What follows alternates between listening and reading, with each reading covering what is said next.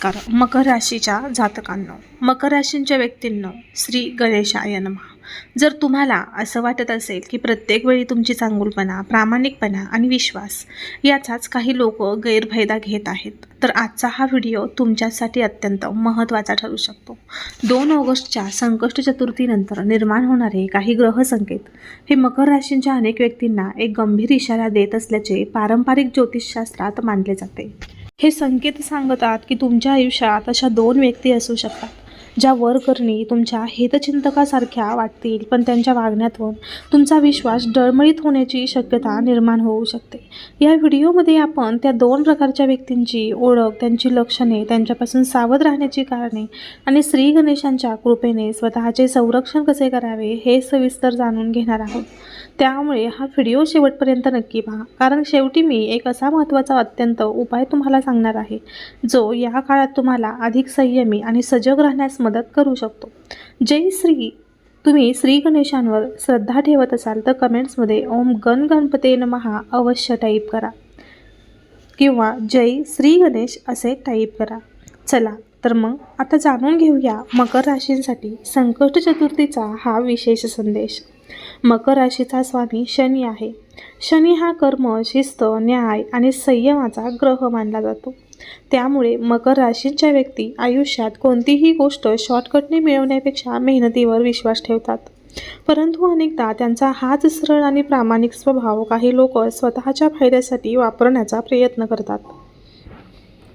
संकष्ट चतुर्थी ही विघ्नहर्ता श्री गणेशांची उपासना करण्याची तिथी मानली जाते. या काळात स्वतःच्या नात्यांकडे नव्या दृष्टीने पाहणे, कोणावर किती विश्वास ठेवायचा याचा शांतपणे विचार करणे आणि भावनेपेक्षा विवेकाला महत्त्व देणे उपयुक्त ठरू शकते. प्रत्येक हसरा चेहरा हितचिंतक असेलच असे नाही, हे लक्षात ठेवणेही महत्त्वाचे आहे. या काळात तुमच्या आयुष्यातील पहिला व्यक्ती प्रकार म्हणजे नेहमी गोड बोलणारी पण प्रत्येक गोष्ट जाणून घेण्याचा प्रयत्न करणारी व्यक्ती. अशी व्यक्ती सतत तुमच्या योजना, आर्थिक स्थिती, घरातील गोष्टी किंवा वैयक्तिक निर्णय विचारत राहते. सुरुवातीला हे आपुलकीचे वाटू शकते, पण प्रत्येक माहिती सर्वांशी शेअर करणे योग्यच असेल असे नाही. ज्योतिषशास्त्र सांगते की शुभ काळात स्वतःच्या योजना योग्य वेळ येईपर्यंत गुप्त ठेवणे फायदेशीर ठरू शकते.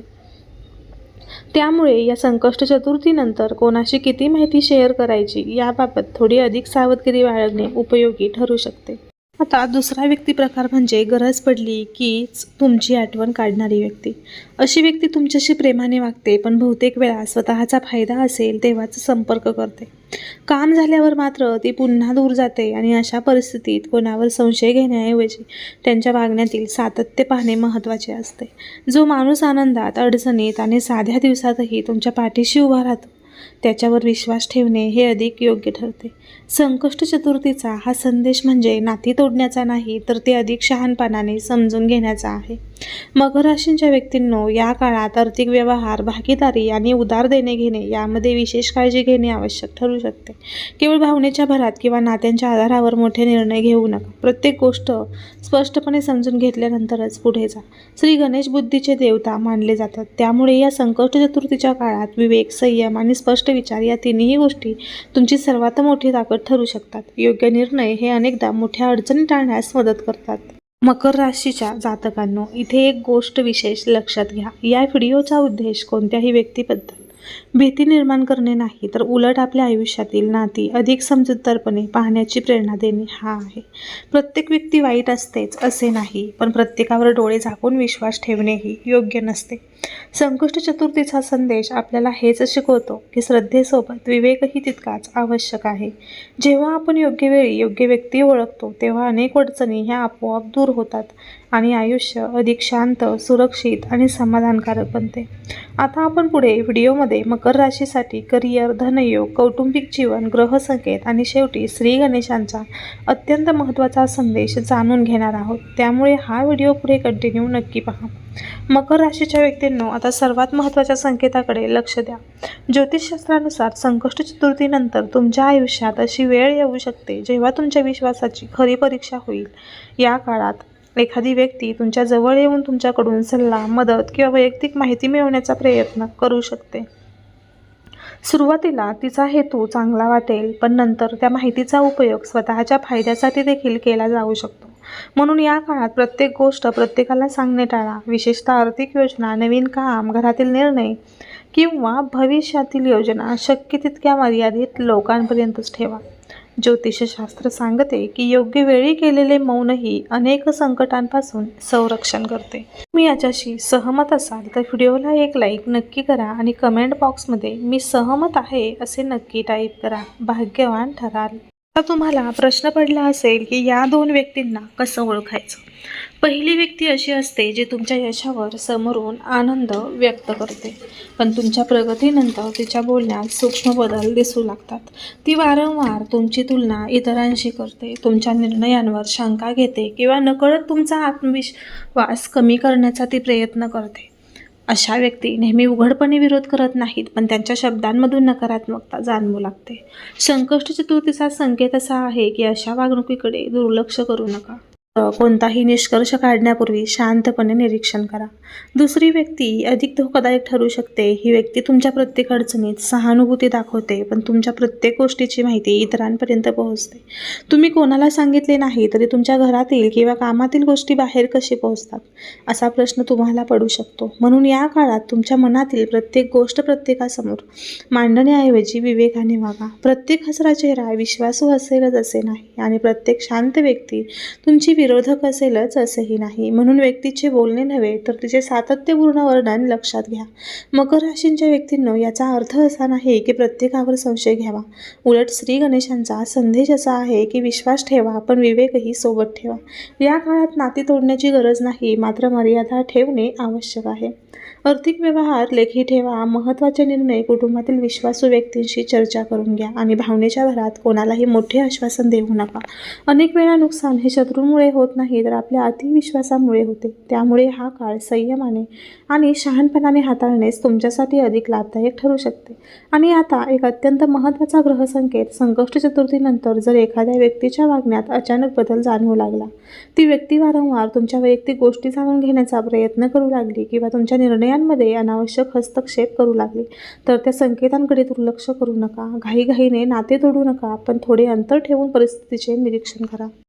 वेळच सत्य समोर आणते. श्री गणेशांची कृपा म्हणजे योग्य वेळी योग्य व्यक्ती ओळखण्याची बुद्धी. म्हणून या संकष्ट चतुर्थीला प्रार्थना करा की तुमच्या आयुष्यातील खरी साथ देणारी माणसे आणि फक्त स्वार्थासाठी जवळ राहणारी माणसे यातील फरक ओळखण्याची शक्ती तुम्हाला लाभो. पुढील भागात आता आपण या व्हिडिओमध्ये पुढे मकर राशीसाठी शुभ संकेत, धनयोग, करिअरमधील बदल आणि प्रभावी उपाय आणि शेवटी संकष्ट चतुर्थीचा सर्वात महत्त्वाचा संदेश जाणून घेणार आहोत. त्यामुळे हा व्हिडिओ पुढे स्किप न करता नक्की पहा आणि जर तुम्ही मकर राशीचे असाल, जय मकर राशी असे कमेंट बॉक्समध्ये नक्की टाईप करा. मकर राशीच्या व्यक्तींनो, या संकष्ट चतुर्थीनंतर एक गोष्ट विशेष लक्षात ठेवा. प्रत्येक गोड बोलणारी व्यक्ती तुमची हितचिंतक असेलच असे नाही आणि प्रत्येक कठोर बोलणारी व्यक्ती तुमची शत्रूही असेलच असे नाही. शनिदेवाचा एक महत्त्वाचा संदेश म्हणजे माणसाला त्याच्या शब्दांपेक्षा कर्मावरून ओळखा.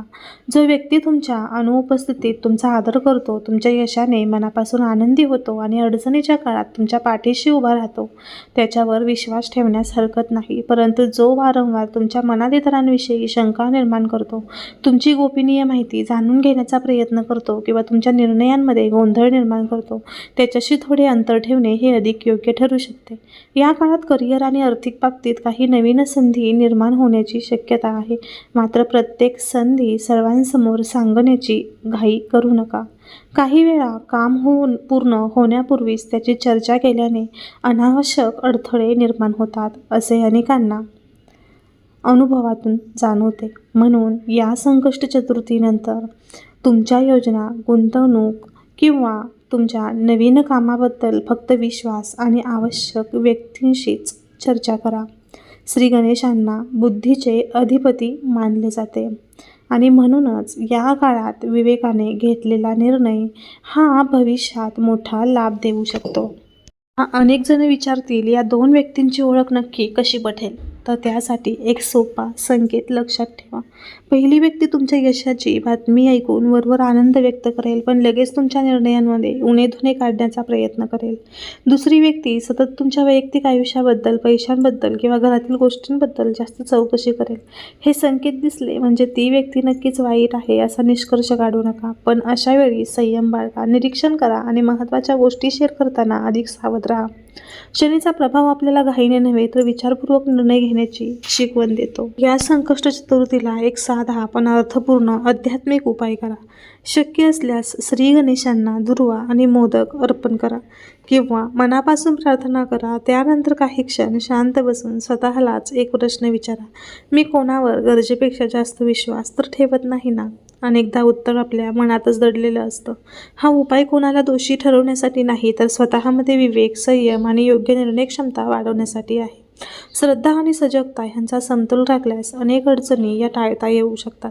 मकर राशीसाठी या संकष्ट चतुर्थीचा सर्वात मोठा संदेश भीती निर्माण करणे नाही, तर योग्य व्यक्तींची योग्य वेळी ओळख करून देणे हा आहे.